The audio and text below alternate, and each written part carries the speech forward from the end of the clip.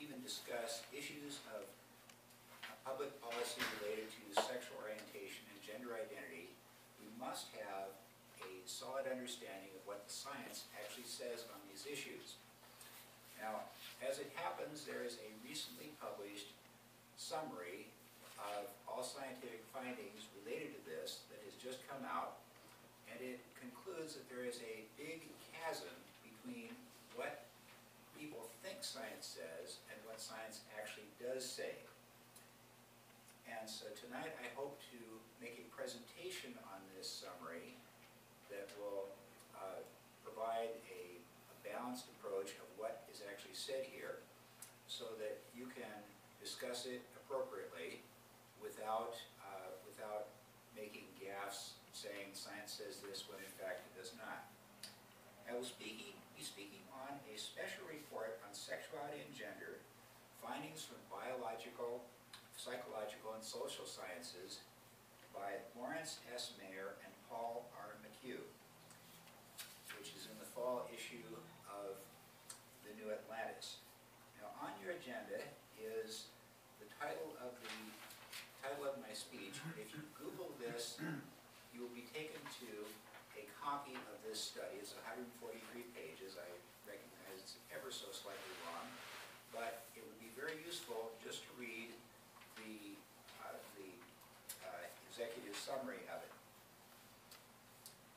So, for the scope of what I'm going to be doing tonight, I'm going to be talking about a specific case that's happening right here in Washington that deals with sexual orientation, and I'll be inviting you to vote on how you think the case should go, and also invite you to throw out your comments of what do you think about it. I will then be talking about some of the problems with studying sexuality. Then I will be presenting the findings as they relate to sexual orientation, followed by a discussion of the mental health issues related to this, followed up by a discussion on gender identity.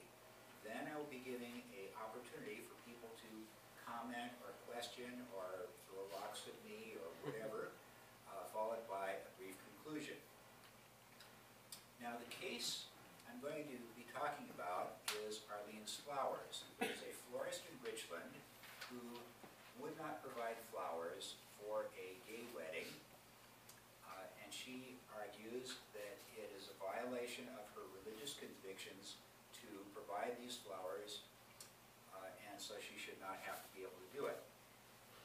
This is now before the Washington State Supreme Court, and what this is dependent upon is a provision in the Washington State Constitution which says absolute freedom of conscience in all manners of religious sentiment and belief shall be guaranteed to every individual.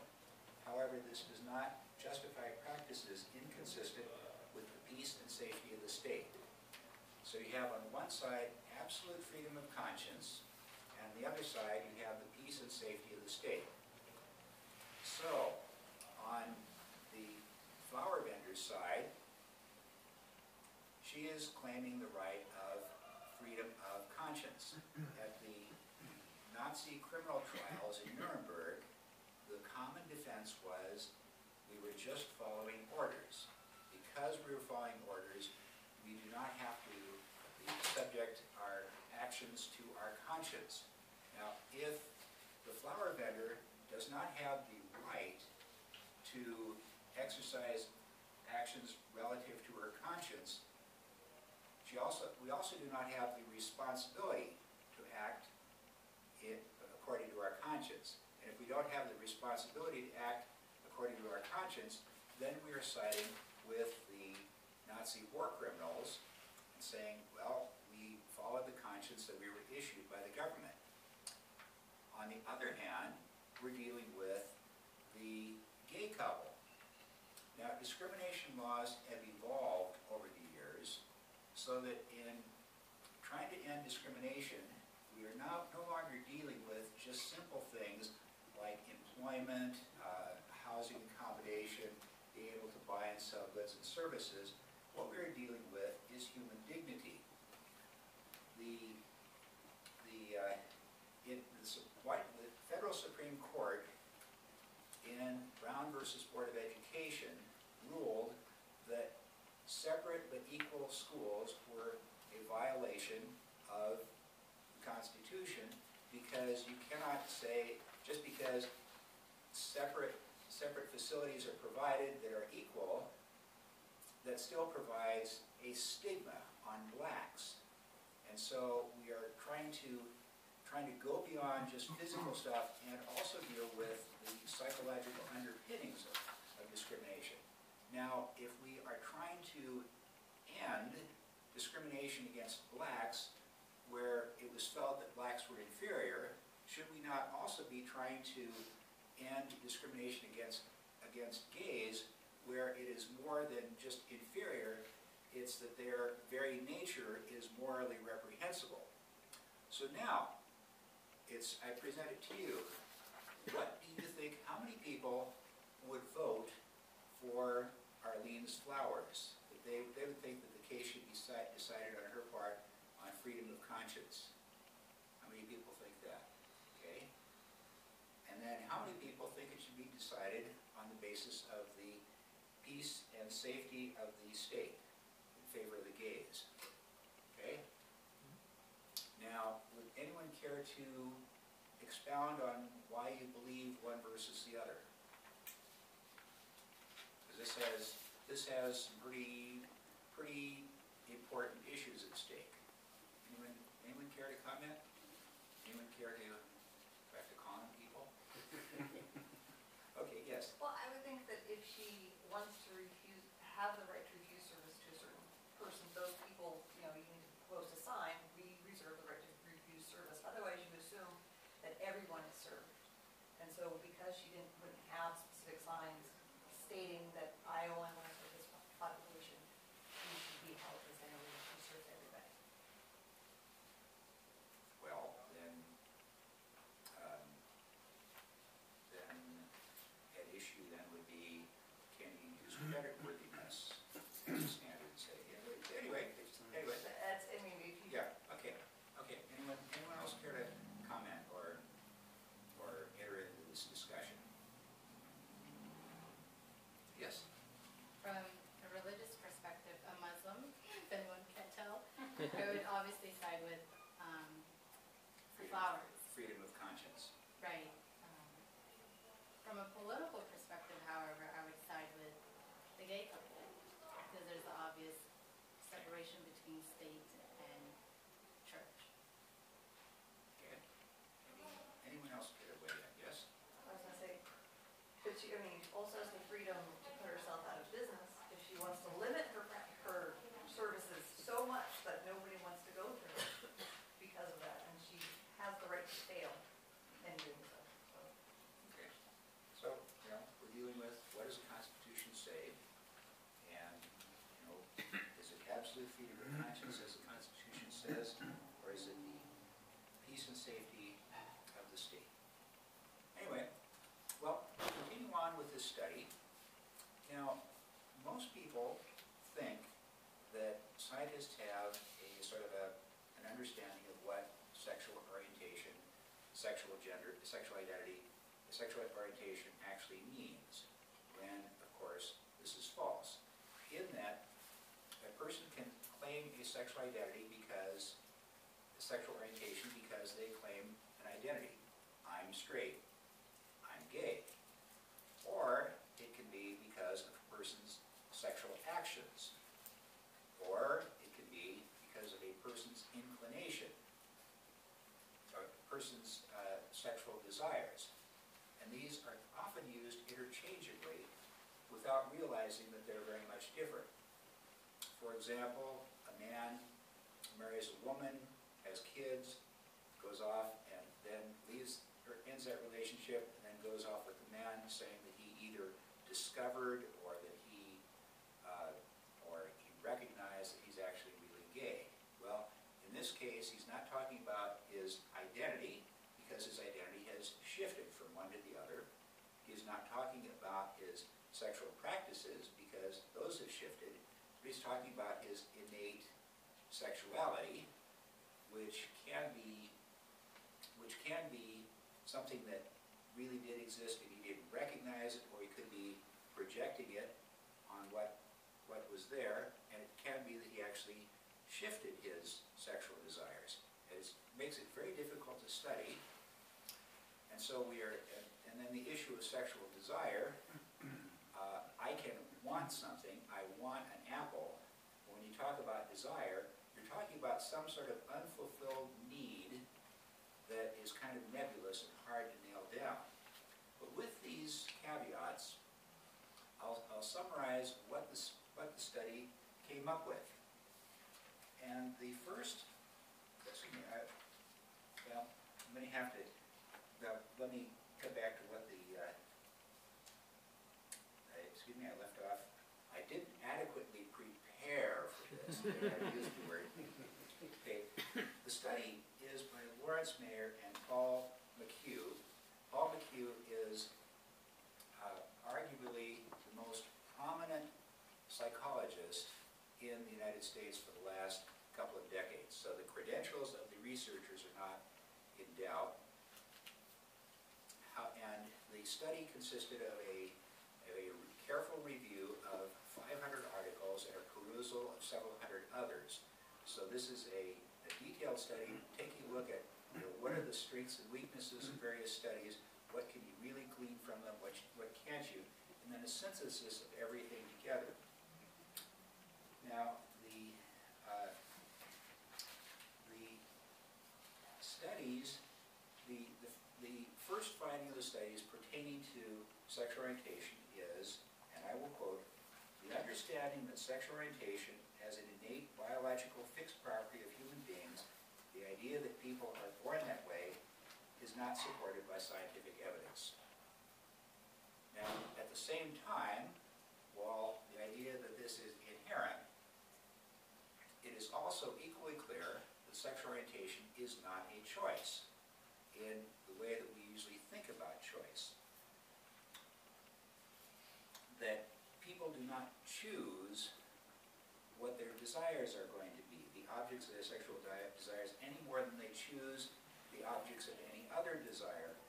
The process of forming and reforming ourselves as human beings is similar to what Abraham Maslow calls self-actualization.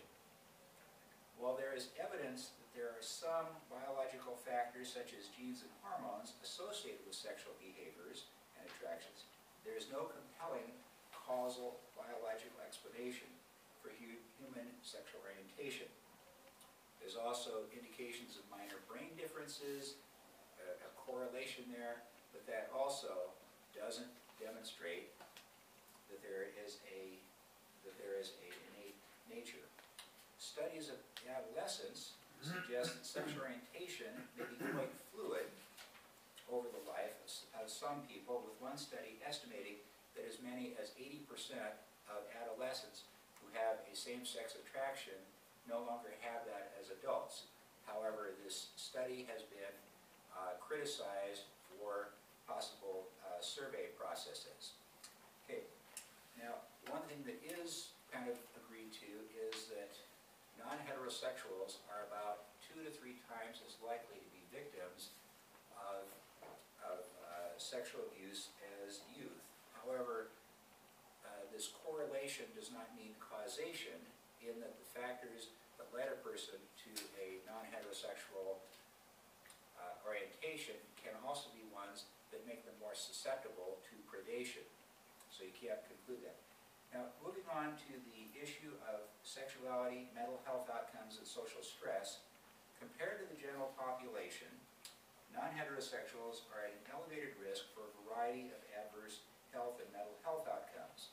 They're estimated at 1.5 times the risk of anxiety disorders, double the risk of depression, 1.5 times the risk of substance abuse, and 2.5 times the risk of suicide.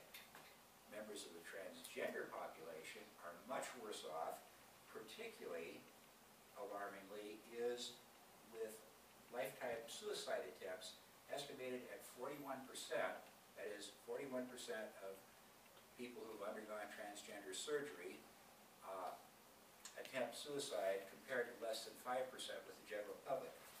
Now, this is partially explained or partially mitigated by the social stress model, which states that these poor mental health outcomes are due to the harassment, the stigma, and the discrimination that is experienced by this population. Studies have, well, it should be fairly obvious that these factors do cause some level of adverse mental outcomes. However, studies have not shown, or have not yet shown, that this causes all of these adverse outcomes, or even the majority of them. More studies are needed to research this. Now, when we go into gender identity, the tone of the study changes dramatically, and they talk in terms of being disturbed, alarmed, and concerned about remedies for gender dysphoria that are not supported by science. The hypothesis that gender identity is an innate fixed property independent of biological sex, that a person might be a man trapped in a woman's body or vice versa, is not supported by scientific evidence. There's no evidence for a neurological basis for cross-gender identification. Compared to the general population, adults who have undergone sex reassignment surgery have a higher risk of experiencing poor mental health outcomes. One study found that compared to controls, sex reassigned individuals were 5 times more likely to attempt suicide and 19 times more likely to commit suicide. Children are in a special case with in addressing the transgender issue, that the majority of kids who have a gender that identify with as the opposite gender as children do not do so as adults. Now, studies suggest that some children who identify as the opposite gender do gain benefit from support in that position. However, I think that this is sort of a trivial finding, because if you are going a direction and you either feel you should not change direction, or you do not want to change direction, or you're going to be going that direction anyhow, that it would seem reasonable that if you are supported in that, you would have a better mental outcome than if you were not supported in it. There is no evidence that all children who experience gender atypical thoughts should be encouraged to become transgender. Now, I've covered a lot of material. Are there any comments, questions?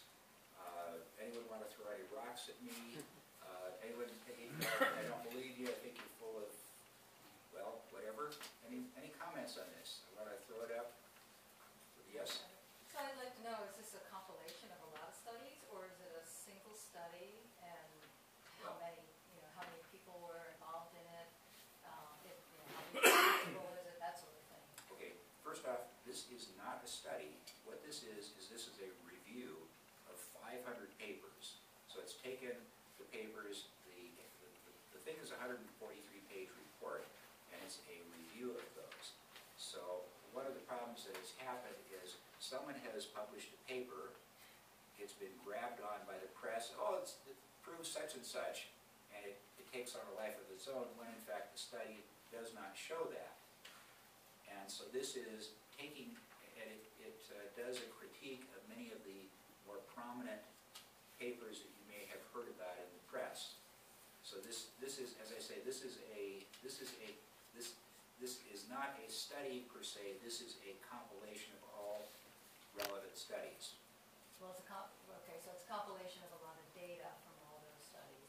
But I also want to point out that social sciences generally are very problematic in terms of being reproducible, these studies. So it's a tough call for these studies. Well, one of the problems here is, trying to do a study on something where there's a whole bunch of different definitions of it. Yes? I'm not familiar with the New Atlantis as a publication. Is it a peer-reviewed academic journal? And in any case, funds the New Atlantis as a publication? That's a very good question. I appreciate your question. Let's see, how would one of the presidential candidates answer something like that? It is a scholarly publication, and it is, I mean, the credibility of this I'm basing on McHugh, who is the, and who is the head on this report. And I've given you the thing, and I'd suggest Sure. looking at it and looking at the credentials of the academics. Certainly. Do you know who funds the New Atlantis as a publication, as a journal? I do not know. I believe it's also partially funded by subscriptions, but I'm familiar with that. Okay. Does anybody have any other questions that they can ask that I don't know the answer to? It makes a much more interesting discussion. On the point of peer review that Christine mentioned a moment ago, that is really the system that academics use to make sure that their publications are legitimate and trustworthy. I didn't, if you answered, I didn't catch, is the New Atlantis itself peer reviewed? I do not know the process for how a paper gets involved gets in the New Atlantic. Again, I'm going on largely on the credentials of the reviewers. And one of the things that they mentioned in there that was a little disturbing is that they said that they were listing the people that helped them on the report, and they had a number of people who did not want to have their names mentioned because they were concerned about reprisals from the militant members of the LGBT community, and also from militant members of the conservative religious community. However, what was particularly disturbing is that there were a number of them that were concerned about reprisals from their own universities where they worked, which suggests that if you don't come up with a report that aligns with the ideology of your university, you could have some problems, which is problematic if you're trying to come up with objective information. Now, someone certainly can come up with other questions I can't answer, or comments. Okay? Okay. Well, going. Okay, sexuality and gender are complex issues that defy simple soundbite-sized explanation. An understanding of these issues must be approached with a high level of humility. Public policy issues need to be based on sound science and support policy. Considerably more objective research is needed.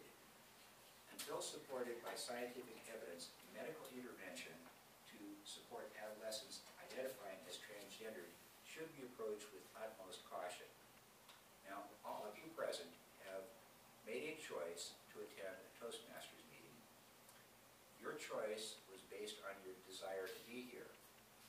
Your desire to be here was not something that was innate in you on birth, nor was it something that you have actively cultivated or have created by choice. Now, is there any reason to believe that sexual desire would be formed and shaped any differently than any other human desire?